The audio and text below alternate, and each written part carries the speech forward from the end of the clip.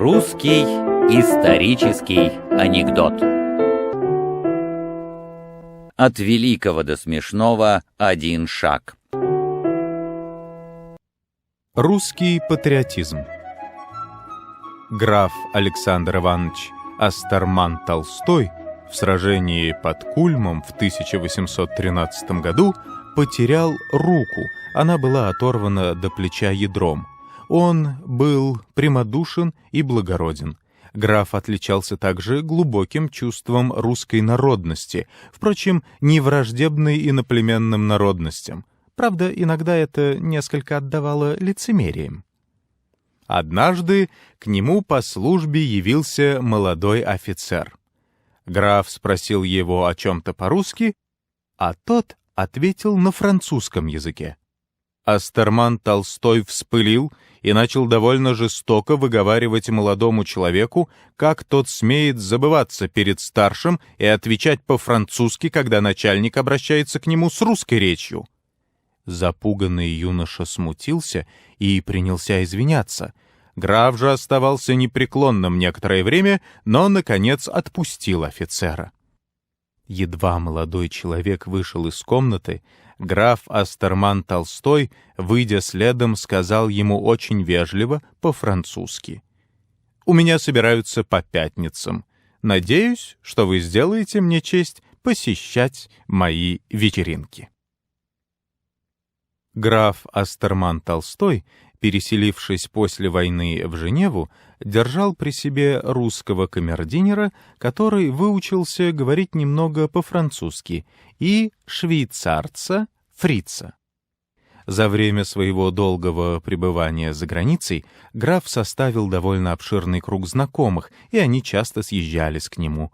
Граф был известен тем, что никогда не позволял иностранцам резких суждений о России в его присутствии. Когда же к графу являлся новый посетитель, и речь заходила о крепостном праве, хозяин дома поначалу предоставлял гостю полную свободу высказывать негодование относительно унижения русского народа и обычая бить своих крепостных. Он выслушивал речь гостя молча, а потом спрашивал у своего камердинера: «С которых пор ты у меня служишь?» «С самого детства, ваше сиятельство». «Бил ли я тебя когда-нибудь?» «Сохрани Бог, ваше сиятельство». «Ну, хорошо, позови фрица». Приходил слуга Фриц. «Гражданин свободного народа, сегодня я в раздраженном состоянии, и рука у меня чешется, чтобы дать тебе пощечин», — говорил ему граф. Швейцарец подходил, получал пощечину и скрывался. Граф держал его исключительно для того, чтобы угощать время от времени пощечинами при своих гостях, а женевский гражданин, надо сказать, жил у него припеваючи и ел с большим аппетитом заработанный русский хлеб. Гораздо ниже. Граф Иван Иванович Дмитриев, когда Александр I назначил его министром юстиции, из орденов имел лишь Анненский крест. И однажды, находясь у государя на приеме, он решился сказать: «Простите, Ваше Величество, мою смелость и не удивляйтесь странности моей просьбы». «Что такое?» — спросил император. «Я хочу попросить у вас Александровскую ленту». «Чего это тебе вздумалось?» — проговорил государь с улыбкой. «Для министра юстиции нужно иметь знак вашего благоволения. Лучше будут приниматься его предложения». «Хорошо», — ответил Александр. «Ты ее получишь». Так вскоре и произошло. Когда же Дмитриев пришел благодарить императора, Александр, смеясь, спросил: «Что, ниже ли кланяются?» «Гораздо ниже, Ваше Величество», — ответил довольный Дмитриев. Каждому свое.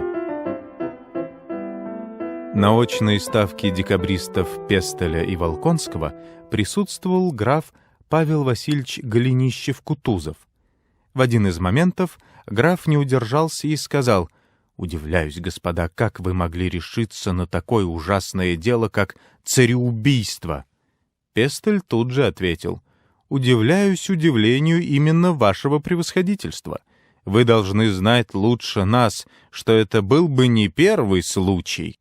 Граф, бывший, как известно, одним из убийц императора Павла, побледнел и позеленел, а Пестель повернулся к остальным членам комиссии и добавил: «Случалось, что у нас в России за это жаловали Андреевские ленты».